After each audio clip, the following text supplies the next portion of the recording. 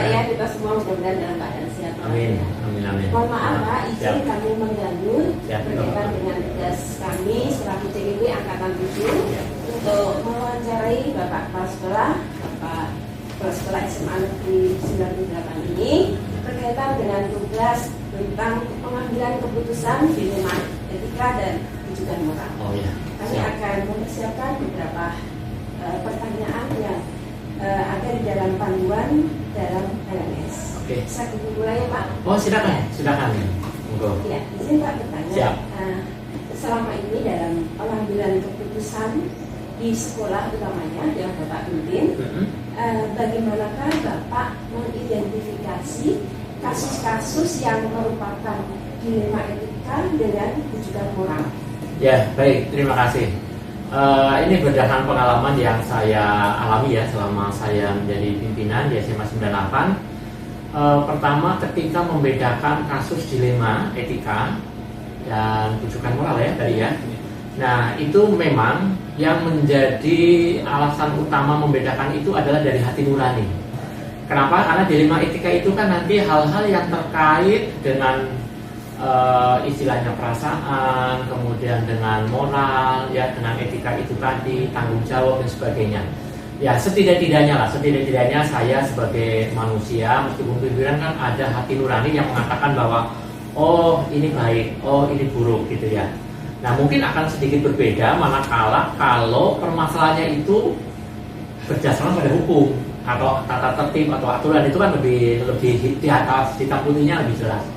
Jadi yang menjadi pembeda bagi saya bahwa ini kasusnya kasus dilema etika adalah hati nurani kecil saya mengatakan oh ini masalah sara misalnya, oh ini masalah sensitif hal-hal. Nah, itulah yang saya jadikan sebagai acuan. Meskipun mungkin bisa jadi perasaan saya itu bisa jadi salah, tapi ya insya Allah lah itu yang pertama-tama untuk melihat bahwa ini masalah hubungan manusia, ini masalah sara, ini masalah keagamaan dan sebagainya, itu yang menjadi dasarnya. Ya, baik, berarti dapat disimpulkan bahwa Bapak memberikan mengidentifikasi dari kasus-kasus itu melalui hati nurani. Dengan demikian akan memberikan suatu kebenaran apakah ini benar dengan lawan benar. Bapak memakai etikanya tadi sehingga mengacu pada versi benar melawan benar. Iya, berdasarkan penilaian subjektivitas ya tentunya ya. Iya, kalau itu yang benar moral benar lawan salah. Iya.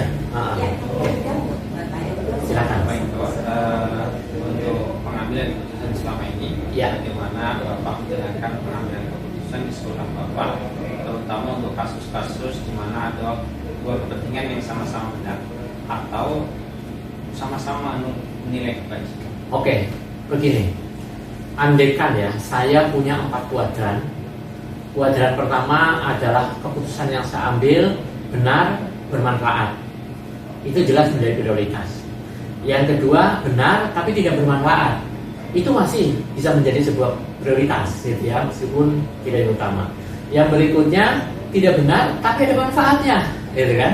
Nah, kuadran yang keempat barangkali ini yang kita hindari, sudah keputusannya tidak benar, tidak bermanfaat. Nah, itu yang tentunya saya upayakan untuk tidak mengambil itu. Tapi sejauh apa yang saya ambil benar dan itu bermanfaat, maka itulah yang saya akan ambil. Ya kalaupun terpaksanya minimal di situ adalah kalau tidak benar ya manfaatnya. Syukur-syukur dua-duanya. Nah itu yang mungkin saya jadikan sebagai apa ya patokan. Pengambilan keputusan dan utamanya adalah yang benar dan bermanfaat. Ya. Dalam pengambilan keputusan tidak lepas dari yang namanya langkah-langkah yang harus kita lakukan saja.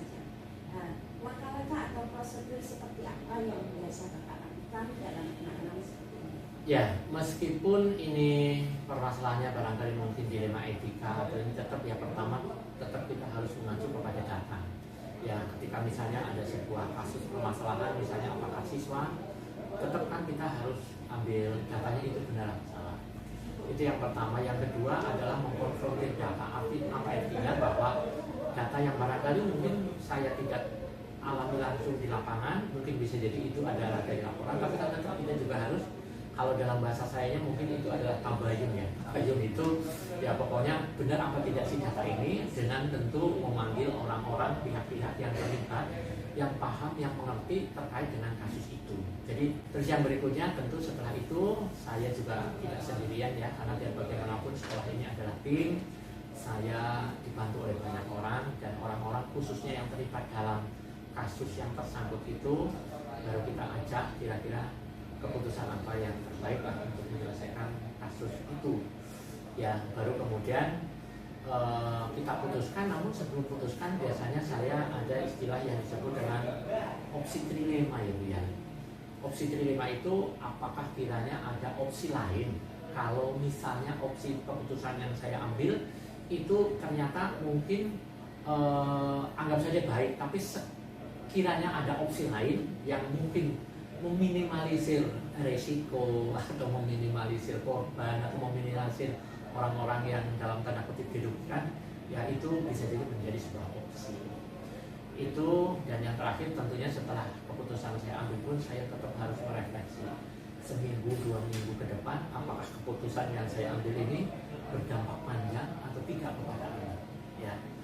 Jadi itulah barangkali kalau ditanya langkah-langkah atau prosedur, ya tentu ya mulai dari data, analisis, cross check, adakah opsi lain, dilema tadi, baru putusan, baru kemudian kita kembali evaluasi lagi apakah keputusan ini salah. Artinya mungkin bisa jadi keputusan ini nanti akan saya gunakan untuk kasus lain yang juga mirip-mirip, sejauh itu memang tidak membawa dampak yang buruk gitu ya. Gitu. Ya, jadi terima kasih Bapak sudah memberikan suatu makalah yang awal dengan mendata apa yang benar dan salahnya, kemudian mengkonfirmasi kembali apa benar atau tidak, kemudian tidak lepas dari diskusi dengan kolaborasi berbagai pihak, kemudian memutuskan. Selain memutuskan, Bapak juga tetap mengambil opsi lain atau dilema tadi, apakah ada kebenaran yang atau pilihan lain, kemudian juga Bapak merefleksikan dan sekaligus juga membuat sebuah dampak apakah nanti di jangka panjang seperti apa, sehingga kurang lebih acuan ke depan. Selanjutnya Bu, dalam pengambilan keputusan selama ini, hal-hal apa saja yang selama ini Bapak anggap efektif dalam pengambilan keputusan pada kasus-kasus dilema etika? Ya, memang kasus dilema etika itu kan lebih nanti mengarah kepada hal-hal rasa gitu ya. Tapi tetap karena sekolah ini biar bagaimanapun kan tetap ada punyalah hitam di atas putihnya, itu tata tertib, itu hukum lah ibaratnya. Jadi kalaupun itu mungkin menyangkut misalnya mohon maaf, ada guru nih misalnya, ada guru yang jelas bahwa guru ini sebenarnya salah, itu kan. Saya panggil, saya ini, dan mestinya kan itu diberikan sanksi.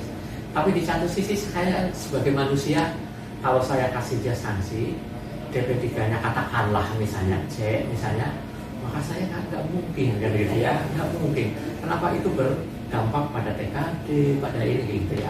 Ya tapi tetap yang namanya ya sebagai pimpinan harus memberikan yang namanya pembelajaran, nasihat minimal harus saya lakukan.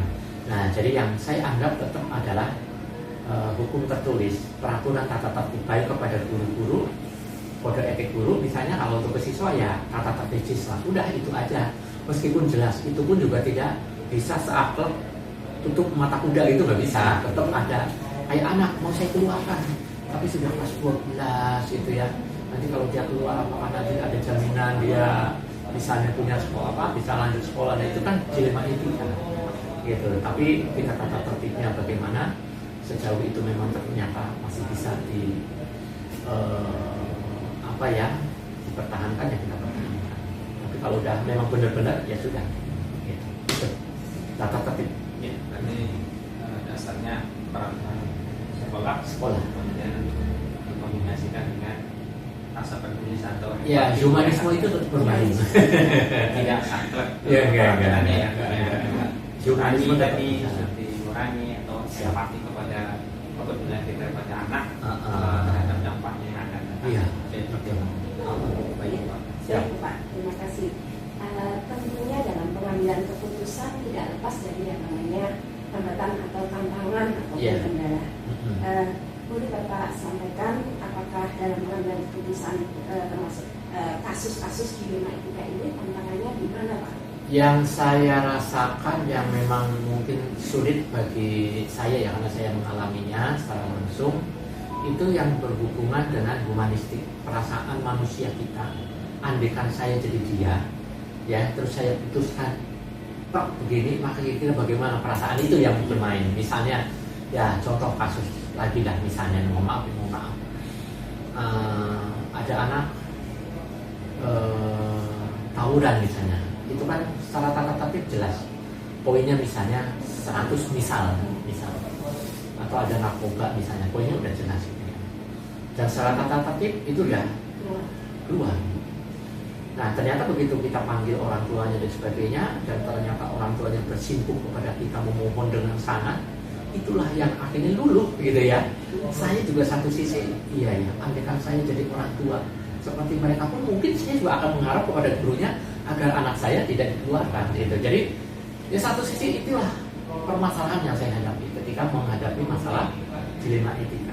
Perasaan saya tetap akan bermain gitu ya.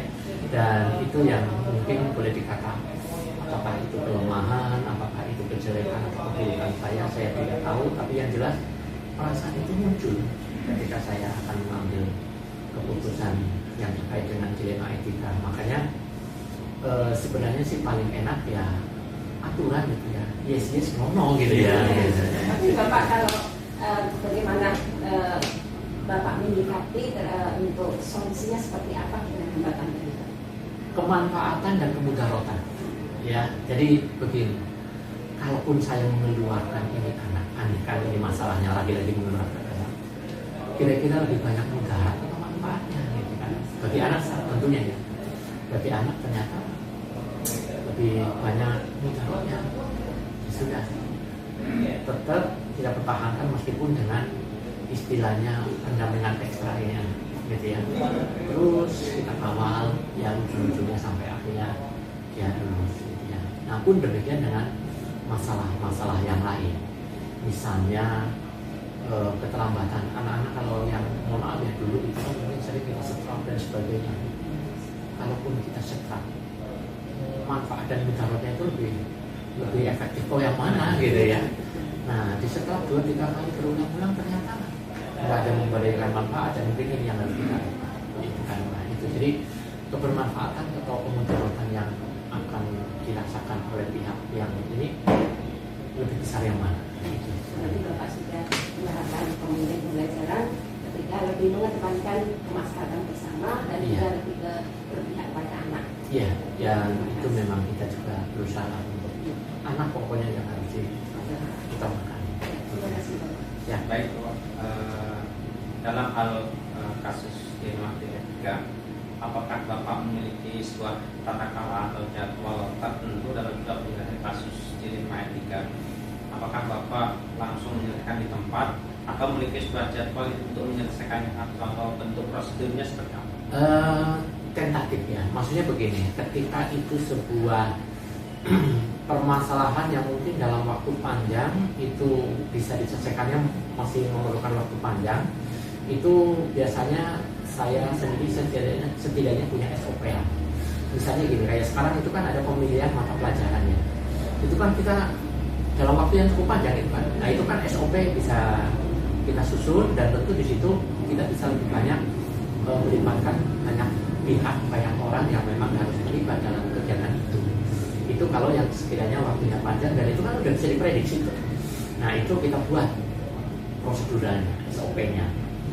Tapi ketika permasalahan yang insidental dan itu harus cepat untuk diputuskan, kadang-kadang itu memang saya sendiri lebih menggunakan kewenangan saya lah sebagai pimpinan, dan dalam waktu dekat harus diputuskan misalnya.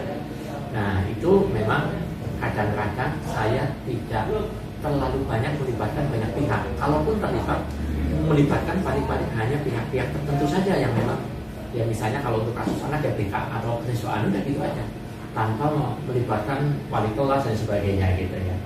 Jadi memang tergantung sekali pada permasalahan yang akan diputuskan. Sejauh masalahnya masih panjang waktunya dan itu bisa diprediksi, saya bikin SOP seperti pemilihan mata pelajaran. atau mungkin hal-hal lain ya, termasuk kayak kemarin adalah eligible, SNMPTN dan sebagainya. Tapi kalau sekiranya memang itu insidental dalam waktu terdekat itu harus diputuskan, ya sudah, saya menggunakan kewenangan saya ya, dalam tanda kutipnya adalah ijtihad lah gitu ya. Gitu. Mudah-mudahan tidak salah, mudah-mudahan. Tapi juga tetap saya sih melibatkan orang-orang, cuma mungkin hanya orang-orang tertentu saja. Ini sesuai dengan kadar waktu masa ya. dan ilmu etikanya ya. Nggak sama satu nggak sama dengan kalau tadi dalam pengambilan keputusan itu ada tambahan, tentunya juga ada suatu kekuatan yang nantinya dapat mempermudah. Kira-kira ada seseorang atau faktor-faktor tertentu yang memberikan atau kekuatan itu akan mempermudah dalam membantu mengambil sebuah keputusan dalam kasus dilema etika ini. Satu adalah banyak tidaknya orang-orang yang ada di sekitar saya yang memberikan data benar, ya. Maksudnya saya pun juga tidak mungkin semua permasalahan tahu dari akar permasalahannya. Kenapa? Karena tentu ini kan saya juga kadang-kadang harus tahu persis dari orang yang memang terlibat awal-muawalnya. Ya meskipun ujungnya lapor ke pimpinan, tapi pertama adalah orang-orang yang memberikan data ke saya dengan catatan data itu harus valid. Itu jelas akan membantu saya untuk mempermudah mengambil keputusan, ya, data yang benar. Terus yang kedua adalah orang-orang yang dalam tanda kutip menguasai, memahami permasalahan apa yang terkait dengan dilema etika itu, gitu kan? Kenapa mungkin dilema etikanya di kurikulum dengan dilema etikanya di kesiswaan itu kan tentu beda lah orangnya, gitu ya. Jadi pertama selain data yang tentu harus valid adalah orang yang paham terhadap permasalahan yang memang sedang jadi masalah, gitu kan? Itu jelas akan membantu pimpinan untuk nanti mengambil keputusan, ya. Nah, yang ketiga biasanya adalah lamanya waktu. Artinya gini, kalau waktu itu untuk saya ambil keputusan ada jeda untuk saya merenung, berpikir atau menganalisis, setidak-tidaknya itu akan lebih jernih lah, gitu ya. Bila dibandingkan dengan waktu yang dalam kondisi mepet, ya tertekan, saya harus ambil keputusan, itu kan biasanya lebih ke emosional, gitu kan. Nah, itu tiga hal. Baik, Bapak, dari semua yang tadi kita sudah bicarakan, kita tanyakan ke Bapak, kira-kira pembelajaran apa yang Bapak bisa petik buat kami dalam pengambilan keputusan dilema? Oke. Pertama, sebelum kita mengambil sebuah keputusan, kita harus pahami betul permasalahan dilema etika yang terkait, ya. Apakah yang berhubungan dengan itu tadi masalah sara kah, masalah keagamaan kah, masalah hubungan manusia dan sebagainya, gitu ya. Kita harus paham betul itu. Terus yang kedua tentu harus didukung dengan data yang benar, data yang valid. Tidak cukup dengan kita mendengar atau menerima laporan, tapi minimal kita harus konfrontasi data yang dilaporkan ke kita dengan pihak lain yang minimal adalah memastikan bahwa data yang dilaporkan ke kita itu benar apa salah. Ya, yang kedua, yang ketiga adalah kita harus melibatkan orang-orang di sekitar kita, khususnya adalah yang terlibat dalam permasalahan itu. Ya, kenapa? Karena kita adalah tim. Ya, jadi kita nggak mungkin mengambil sebuah keputusan sendiri. Yang ketiga, melibatkan orang. Kemudian yang keempat adalah kita harus memegang sebelum mengambil keputusan harus memegang pada prinsip-prinsip keputusan apa yang akan kita ambil. Kenapa? Karena ada keputusan yang pure berbasis pada aturan, apa keputusan yang akan berbasis pada bagaimana hasil akhir nanti, gitu ya.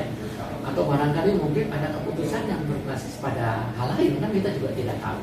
Tapi setidak-tidaknya minimal kita akan mengambil keputusan yang berbasis apa nih? Oke, kalau kita keputusannya jadi jangan istilahnya ngambang-ngambang gitu. Kalau misalnya keputusannya berbasis aturan, udah itulah yang jadikan kita ambil keputusannya, aturan. Ya, kalau misalnya kita akan ambil keputusan berbasis pada hasil akhirnya bagaimana, ya sudah. Kalau begitu berarti aturan agak lentur nih, kan gitu ya. Nah, itu jadi ada hal-hal yang barangkali mungkin sebelum mengambil keputusan itu yang harus kita rami dulu.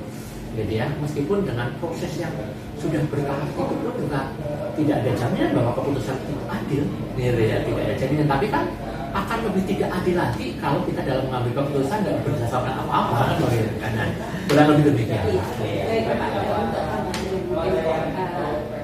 Ketika Bapak selama ini mengambil keputusan, ada hal-hal yang apa yang di antara selama ini sudah diambil keputusan, kemudian ada hal-hal yang mengganjal apa tidak ketika sudah memberikan keputusan? Ya, kalau yang menarik, misalnya keputusan yang barangkali mungkin sebulan yang lalu saya ambil, ternyata efek dampaknya baru bisa dirasakan sebulan 2 bulan berikutnya, dan ternyata benar. Artinya merasa bahwa oh, saya dulu memutuskan seperti ini benar. Kenapa? Karena nyatanya sekarang ternyata anak ini yang dulu kita ponis begini ini, ternyata kita ambil keputusan, ternyata anak berubah loh, baik loh gitu. Alhamdulillah, itu senang gitu ya, senang meskipun hanya sebatas menunjukkan bahwa ada sedikit perubahan pada anak. Ya minimal dengan misalnya kalau kita hukum dengan yang namanya sifat apa fisik dan sebagainya, ternyata misalnya kita hukum, coba kamu baca apa surat An-Naba misalnya gitu ya.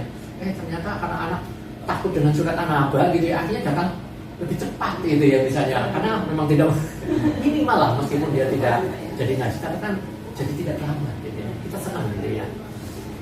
Itu yang istilahnya positif gitu ya. Nah kalau yang mengganjal barangkali ya salah satunya ketika misalnya anak yang oh ternyata setelah kita proses panjang anak ini harus kita putuskan keluar, dan ternyata 2-3 bulan ke depan kita tahu bahwa anak itu ternyata nggak suka berlanjut. Yang waktu itu bilangnya katanya mau ke PKBM, yang waktu itu bilangnya katanya mau ke pondok pesantren misalnya. Ternyata mendengar informasi bahwa anak itu nggak kemana-mana, ya Allah sedih, gitu kan, sedih. Ya sedihnya ya mungkin apakah dulu keputusan saya salah, ya itu yang kurang. Kalau untuk rencana ke depan, ada Bapak untuk menjalani pengambilan keputusan ini ada suatu trik yang lebih luar biasa atau pembaruan-pembaruan yang bisa menambah poin untuk lebih bagus dari pengambilan keputusan? Keputusan ini pokoknya orientasinya itu adalah pada siswa, ya. Jadi kalau sekiranya apapun lah keputusan yang akan kita ambil itu berorientasi positif kepada siswa, baik positif terjadinya perubahan, ya minimal lah perubahan akhlak, perubahan karakter, perubahan perilaku, nggak usah perubahan cara pikir lah. Kalau mikir itu kan memang kranium otaknya sudah seperti itu gitu ya. Yang bisa kita lakukan itu minimal adalah berubah perilaku, gitu kan. Nah itu bagaimana caranya biar bocah ini berubah minimal. Misalnya begini, yang namanya tadarus anak, kalau di kita itu 1000 anak enggak, ya mas, 1000 anak. Kalau misalnya kalau ternyata saya sebagai pimpinan kepala sekolah sudah menginstruksikan tadarus, tapi saya duduk di sini pada saat jam-jam tadarus, bagaimana saya bisa memastikan bahwa anak itu tadarus? Meskipun bisa saja saya di CCTV, saya setiap pagi keliling mas, gitu ya. Saya setiap pagi itu keliling, ya, mau yang tadarus, yang katolik, yang Kristen, pokoknya saya minimal 1 jam, ya, itu untuk kalau saya sebut tawaf, gitu ya. Saya setiap pagi itu pokoknya tawaf, ya. Jadi anak setidaknya meskipun tetap kalau misalnya nggak ada yang ini, anak mungkin masih ada yang suka main HP, tapi minimal kalau ketika kita berdiri, meskipun anak pura-pura begitu ya. Jadi tetap saya pandang ada hal yang efektif. Apa itu? Kita harus terjun langsung. Harus terjun langsung. Contohnya, saya jam 6 sudah berdiri. Tidak sekali 2 kali mau melakukan. Tidak sekali 2 kali saya mengawali. Nah, nanti ternyata meskipun dengan malu-malu, guru-guru akhirnya pada akhirnya panjang Pak sampai ke sana. Sekali, 2 kali, 3 kali. Nanti mudah-mudahan sih kalau sudah 1 semester, 1 tahun kan sudah berjalan. Terima kasih Bapak, luar biasa Bapak ini memberikan keputusan yang selalu berpihak pada siswa, kemudian juga tidak lepas dari memberikan keteladanan. Jadi Pak Santos ya, mungkin Pak Santos menambahkan sebelum kita tutup. Baik, terima kasih waktunya. Maaf mengganggu ya, mudah-mudahan apa yang tadi Bapak sampaikan, pengalaman-pengalaman tentang pengambilan keputusan nanti itu bermanfaat buat kami, teman-teman yang masih belajar, dan mudah-mudahan sekali lagi kita sekali lagi yang sudah Bapak jalankan di sini dengan berjalan lebih baik. Amin, amin, Ya. amin, amin. Ya. Ada dampaknya pada siswa maupun pada sekolah. Siap. Lebih baik. Terima kasih selamat beraktivitas, sukses semoga ya. Dulu CGP-nya. Amin amin. Dan jangan lupa yang ditunggu adalah aksi kalian setelah lulus nanti. Oke. Amin. Ya makasih ya Pak Carlos ya. Maaf ya Gurin. Terima kasih. Oke monggo. Ya. Assalamualaikum warahmatullahi wabarakatuh, Bapak. Ya, salam. Selamat pagi. Ya. Mohon izin Bapak, kami mengganggu waktu Bapak Ya. untuk melaksanakan wawancara sehubungan dengan tugas kami CGP Angkatan 7 pada modul 3.1 pengambilan keputusan yang bernilai pada berbasis nilai pada nilai-nilai positif. Ya. Baik, Bapak, saya akan memulai untuk pertanyaan yang pertama. Tentunya dalam pengambilan keputusan sebagai seorang pemimpin tidak lepas dalam keputusan yang bertanggung jawab. Selama ini Bapak bagaimana mengidentifikasi kasus-kasus yang merupakan dilema etika ataupun jujukan moral? Ya, terima kasih Bu Presti dan Pak Kapolres terkait dengan tugas Bapak Ibu sebagai CGP Angkatan 7. Ya, saya sebagai kepala sekolah tentu pernah menghadapi kasus yang merupakan dilema etika ataupun jujukan moral. Nah, ini entah itu yang berkaitan dengan guru ataupun dengan siswa. Ya, tentu saya sebagai pimpinan harus mampu mengidentifikasi kasus-kasus tersebut. Ya, bagaimana bisa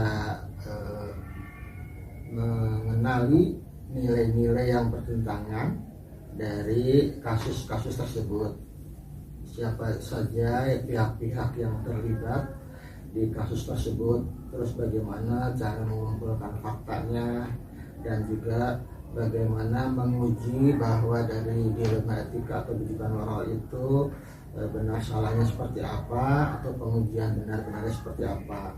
Dan juga harus bisa menginvestigasi dari kasus-kasus tersebut, serta bagaimana saya sebagai pimpinan membuat sebuah keputusan, dan juga nanti terakhir bagaimana saya bisa merefleksikan setelah atau mengatasi kasus-kasus tersebut. Pak, kalau boleh saya menyimpulkan berarti Bapak sudah melaksanakan paradigma, mengidentifikasi dengan paradigma dan maupun prinsip, dan bahkan sudah melalui langkah-langkah seperti itu ya dalam itu bagian dari proses identifikasinya ya. Iya. Baik Bapak, selanjutnya selama ini bagaimana Bapak menjalankan pengambilan keputusan di sekolah Bapak, terutama untuk kasus-kasus di mana ada dua kepentingan yang sama-sama benar atau sama-sama mengandung nilai kepentingan. Pengambilan keputusan yang berkaitan dengan kasus di mana ada kepentingan yang sama, benar, atau sama-sama mengandung nilai kebajikan. Di satu sisi guru itu memiliki tugas dan tanggung jawab sebagai seorang guru, ya sesuai dengan tupoksi gitu ya. Terus yang kedua, guru juga punya hak untuk mengembangkan karir. Mengembangkan karir itu salah satunya misalnya mengikuti kegiatan PPG. Nah, di situ kan nanti akan terjadi permasalahan pada saat guru tersebut di dalam menjalankan tugas. Ya. Artinya pada saat sedang mengikuti PPG, bagaimana terhadap proses belajarnya terganggu atau tidak, gitu ya. Nah, berarti kan itu dilema. Tapi saya tidak harus ego, ya, sebagai pimpinan tidak boleh kaku atau tidak boleh ego terhadap permasalahan tersebut, ya. Tentunya tinggal nanti dicari solusi bagaimana dari guru tersebut mampu menjalankan tupoksi dan juga mampu untuk mengembangkan karirnya yang mengikuti PPG. Jadi tidak ada alasan dengan mengikuti PPG kegiatan KBM terbengkalai misalnya, ya. Itu artinya saya tidak melarang atau menghambat pengembangan karir guru tersebut.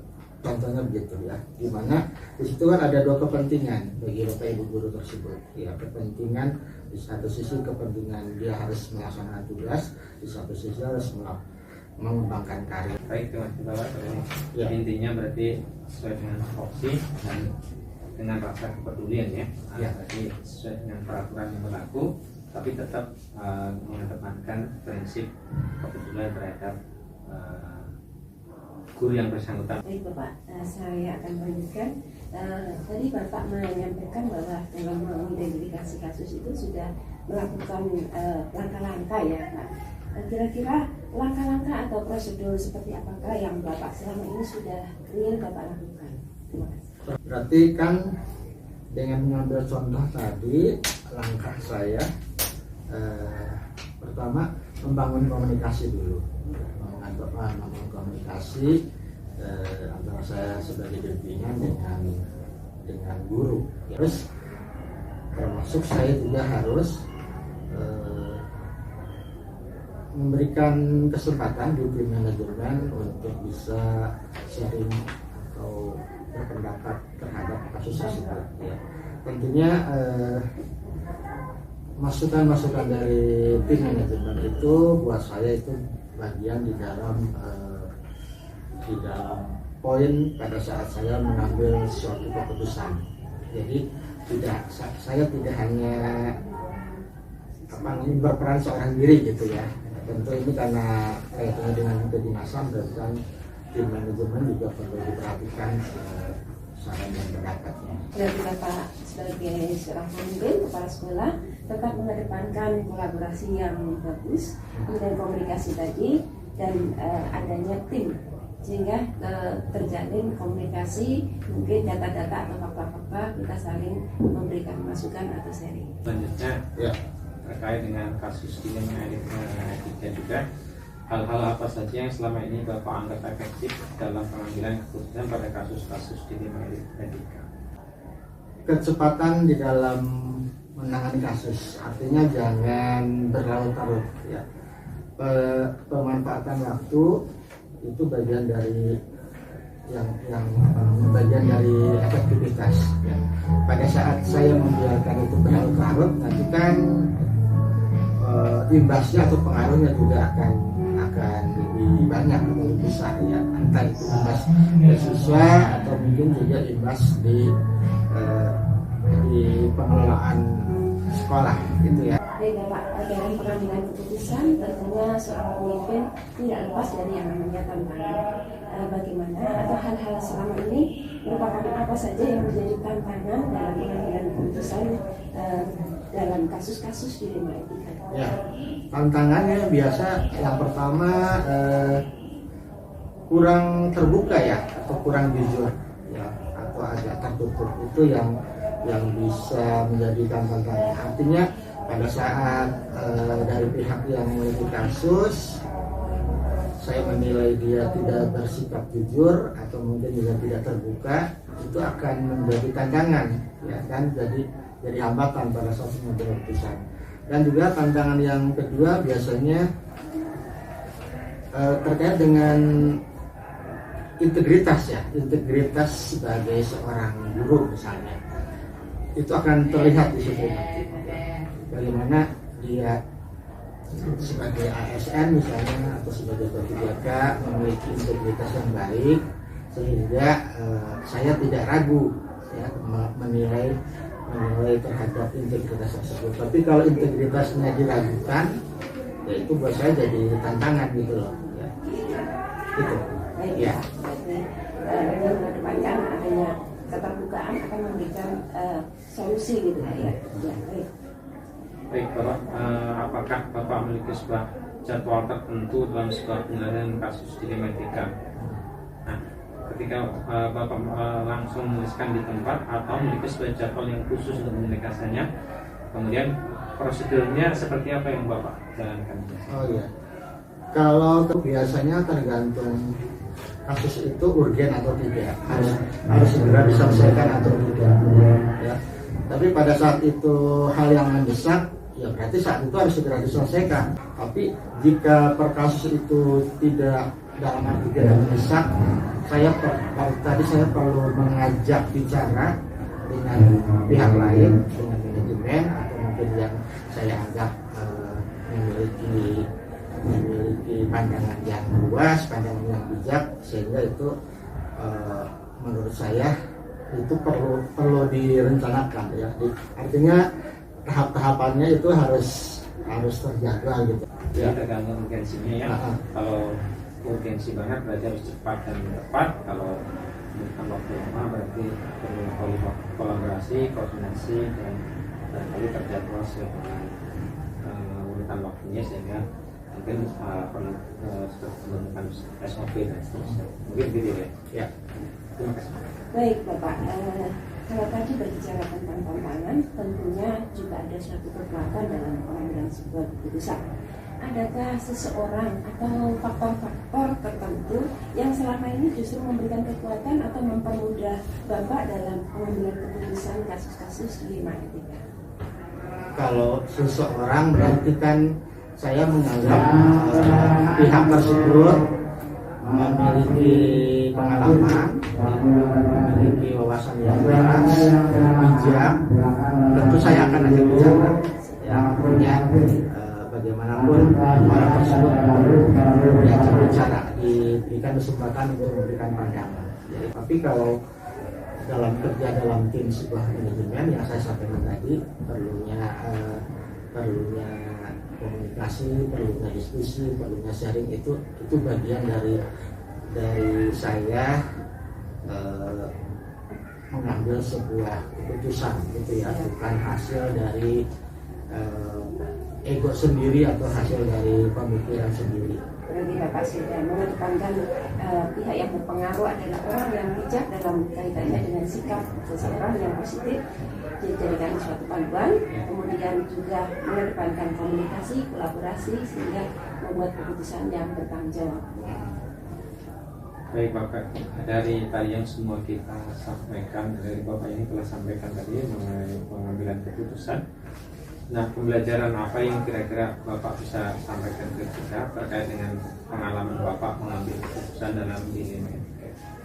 Oh ya, pembelajarannya buat saya pertama, jadi pemimpin itu harus tegas dan bijak.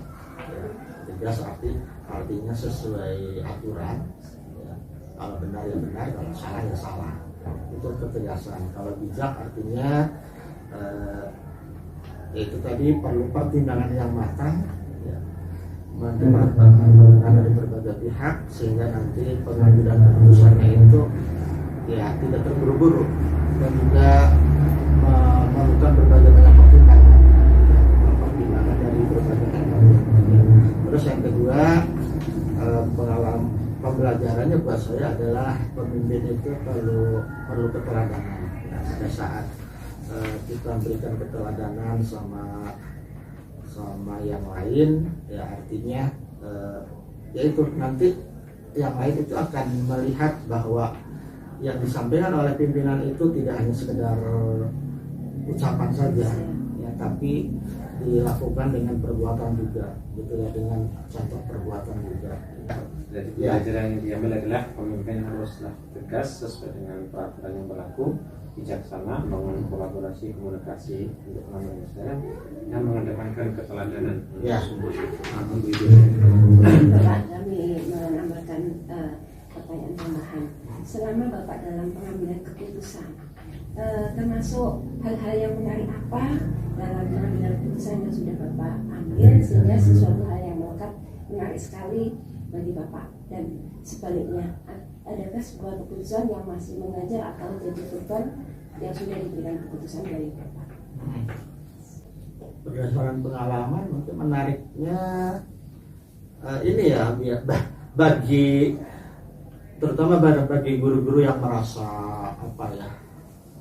senior mungkin atau merasa hebat, ya itu tentu buat saya tantangan juga itu ya. Tapi saya harus bisa bisa merangkul bagi guru tersebut ya, bagaimana dia nanti seiring sejalan dengan kebijakan saya gitu loh, jangan sampai kontrak terus gitu ya. Perlu pendekatan gitu ya, perlu pendekatan terhadap guru-guru tersebut ya. Saya ya. Tapi yang terakhir Bapak menggunakan adanya suatu care gitu ya Pak, adanya rasa kepada Bapak Ibu guru yang merasa senior sehingga mengayomi bagaimana cara membentuk pribadi yang merasa senior tapi sebenarnya juga mengikuti aturan yang ada seperti itu ya Bapak. Baik, terakhir Pak, untuk pertanyaan terakhir, apa rencana Bapak ke depan sebagai seorang pemimpin dalam menjalankan keputusan yang mengandung unsur dilema etika ini untuk lebih lagi meningkatkan lebih baik lagi? Rencana ke depan saya perlu guru-guru memiliki komitmen dulu ya, komitmen terhadap tupoksinya ya. Nah, pada saat Bapak Ibu guru sudah memiliki komitmen dan juga melaksanakannya ya, nah tentu ini buat saya pada saat saya mengambil sebuah keputusan ya, artinya komitmen yang sudah dijalankan itu yang saya harus hargai ya, harus saya perhatikan ya.